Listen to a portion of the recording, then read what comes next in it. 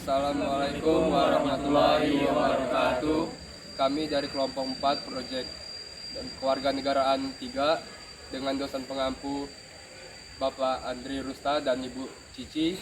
Sebelumnya dengan saya Raja Nathanael Sendiring. Saya Ridho Yaheskel Padang. Saya Randi Sigiro.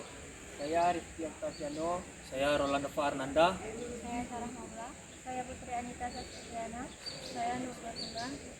Di sini kami akan menjelaskan proyek kami dengan judul Bahasa dalam Interaksi Sosial dan Konstruksi Identitas Masyarakat Multikultural.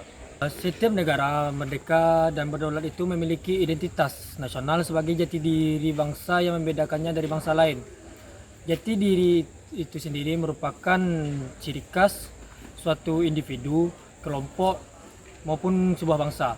Bangsa Indonesia sendiri itu memiliki karakteristik yang unik, sehingga menjadi pembeda dari bangsa-bangsa yang lain yang ada di dunia.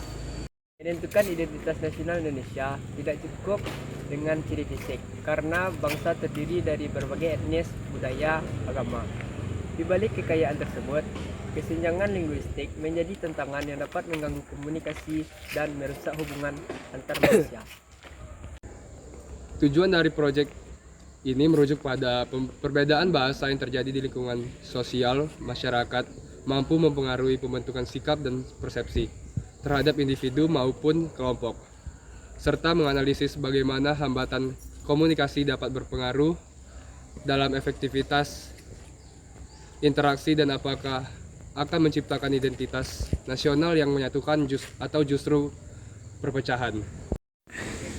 Jadi manfaat dari proyek ini adalah untuk membantu individu atau kelompok agar berkomunikasi lebih efektif dan lebih jelas.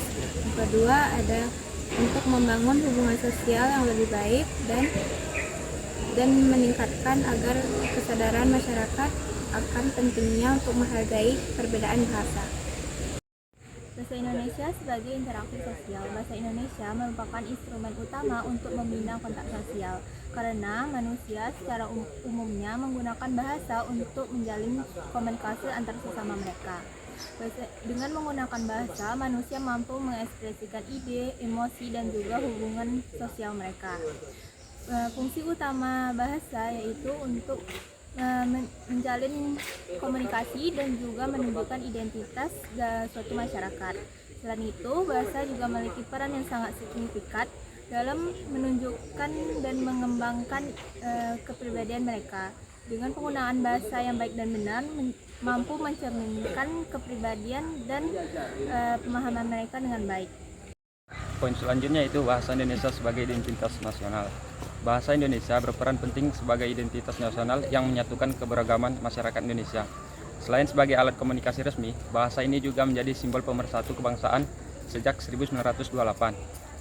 Namun di era globalisasi, tantangan yang seperti pengaruh bahasa eksistensinya di media sosial mengancam eksistensinya. Oleh karena itu diperlukan upaya melalui pendidikan dan kampanye bahasa untuk menjaga dan memperkuat posisi bahasa Indonesia sebagai simbolis identitas nasional. Bahasa Indonesia sebagai alat pemersatu bangsa. Bahasa Indonesia ini memiliki peran yang strategis sebagai alat pemersatu bangsa yang maju, di mana Indonesia ini kan terdiri dari berbagai suku, ras, budaya, dan setiap daerahnya memiliki bahasa daerahnya masing-masing, sehingga sulitnya komunikasi antar daerah. Nah, dengan adanya bahasa Indonesia, maka komunikasi dapat berjalan dengan lancar dan kesalahpahaman dapat diminimalisir, sehingga persatuan dan kesatuan dapat tetap terjaga. Bahasa Indonesia dalam konteks globalisasi. Bahasa Indonesia memiliki potensi sekaligus masalah dalam menjaga statusnya sebagai identitas nasional.